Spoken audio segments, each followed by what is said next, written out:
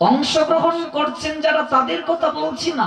ভক্তরা কিছু এসে এখানে আসন করে শুনতে পারতেন যে শুদ্ধ ভক্তরা নাম করছে, একটু বসে এসে 1 ঘন্টা শ্রবণ করি ভোরবেলা।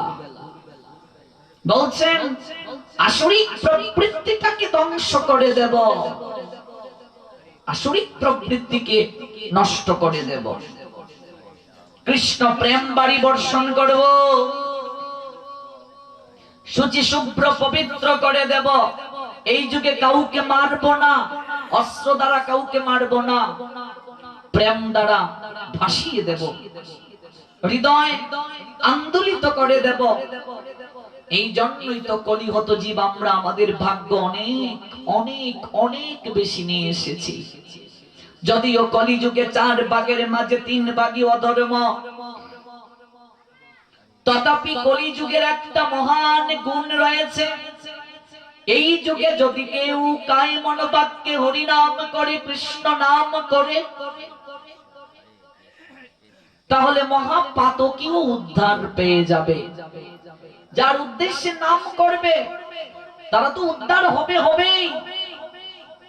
আশেপাশে যারা আছে, এই যে বৃক্ষ, এই বৃক্ষটার ভাগ্য অনেক ভালো।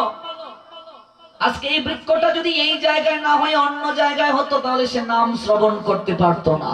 এই যে বৃক্ষটা, জাম বৃক্ষ, এখানে আছে আম্র বৃক্ষ, এই দুটার ভাগ্য অনেক ভালো। 3 দিন 3 রাত তারা শ্রবণ করছে, হয়তো আর তাকে বৃক্ষ কুলে আসতে হবে না।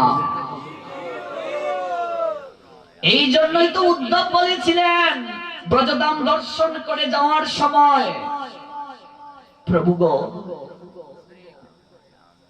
ব্রজে আসার পূর্বে ভাবতাম আমি হয়তো তোমাকে বেশি ভালোবাসি। আমাদের এই সমাজে অনেক লোক আছে,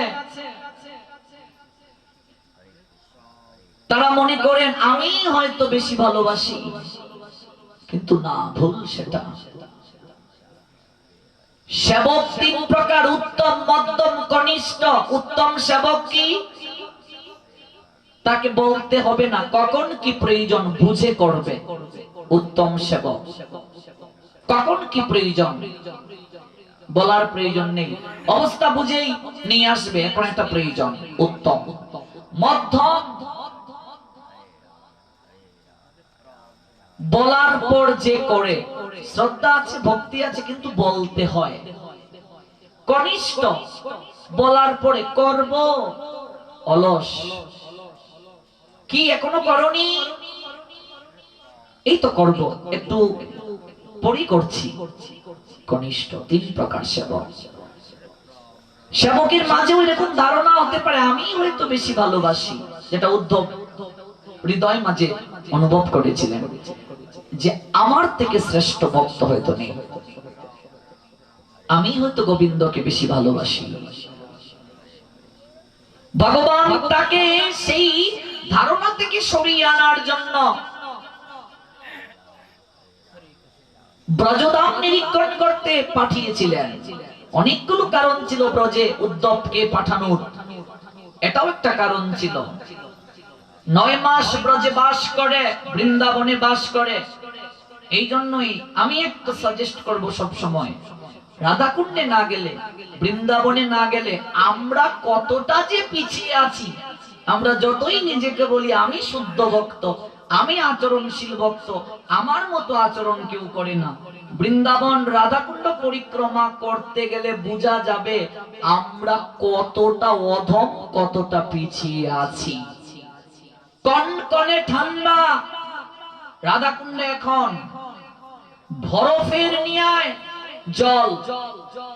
সূর্য উদয়ের আগে গিয়ে দেখবেন কুণ্ডে বসে লক্ষ নাম অনেকের শেষ। কল্পনা করা যায়? 21 কিলোমিটার গিরি গোবর্ধন অনেকের সূর্য উদয়ের আগে পরিক্রমা শেষ। কল্পনা করা যায়?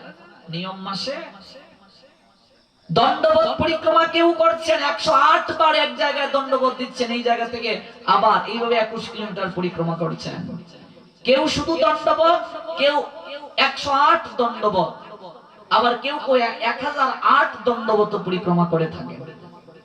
কল্পনা করা যায়? কেউ চাতুর্মাসে 4 মাস কেবল শুধু ফল খেয়ে থাকেন।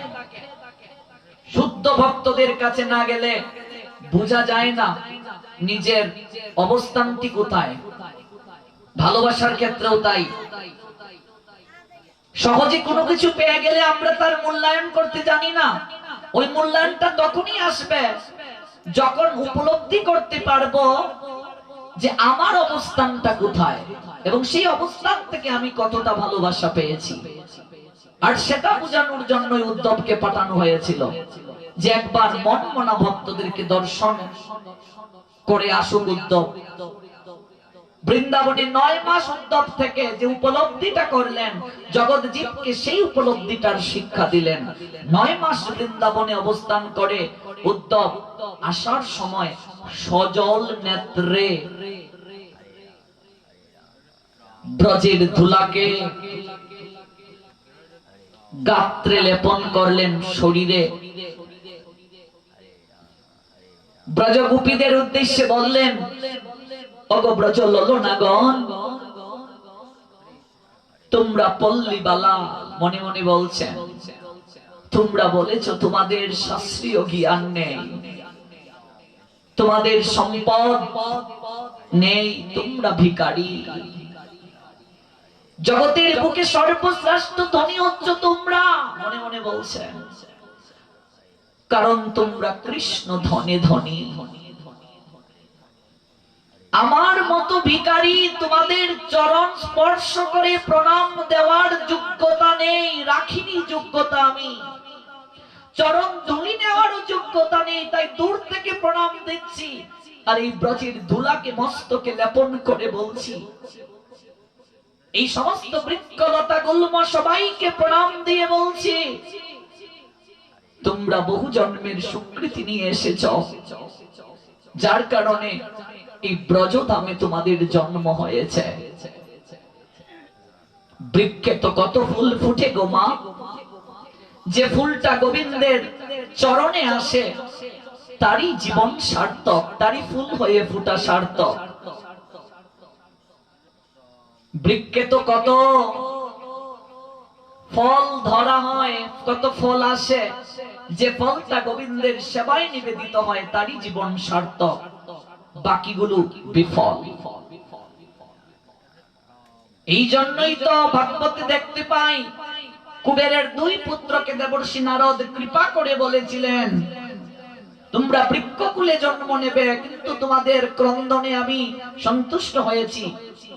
যাও, তোমরা এমন এক জায়গায় জন্ম নেবে যে আঙ্গিনাতে গোবিন্দ আমার বাল্য লীলা সম্পাদন করবেন। তোমরা যমজ অর্জুন বৃক্ষ হয়ে নন্দের প্রাঙ্গণে জন্ম নেও। এত এত বৃক্ষ ছিল, কিন্তু এই বৃক্ষগুলো অতীব সৌভাগ্যবান, কারণ তারা 3 দিন 3 রাত হরি নাম শ্রবণ করার সুযোগ পেয়েছে। উদ্ধব আসার সময় প্রার্থনা করেছিলেন, হে গোবিন্দ, আমি এতদিন ভেবেছিলাম আমি হয়তো তোমায় বেশি ভালোবাসি, আজ ব্রজে এসে উপলব্ধি করলাম আমি তোমাকে ব্রজবাসীর তুলনায় কোটি অংশের 1 গুণ ভালোবাসি যদি বলি, তাহলেও সেটা অপরাধ হয়ে যাবে। ভালোবাসি যদি বলি অপরাধ হয়ে যাবে। এই জন্মে হয়তো তোমার চরণ লাভ করার সুযোগ হলো না প্রভু, 1 জন্মে ভাগ্য হয়তো হয়নি, আবার যদি জন্ম দিয়ে পাঠাও এই ব্রজধামে,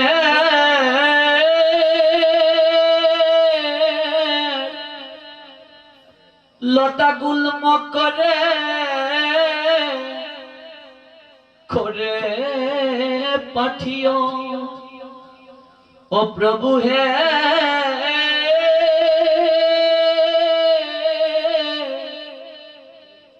আবার যদি জন্ম দিয়ে পাঠাও ব্রজদামের লতা গুল্ম হয়ে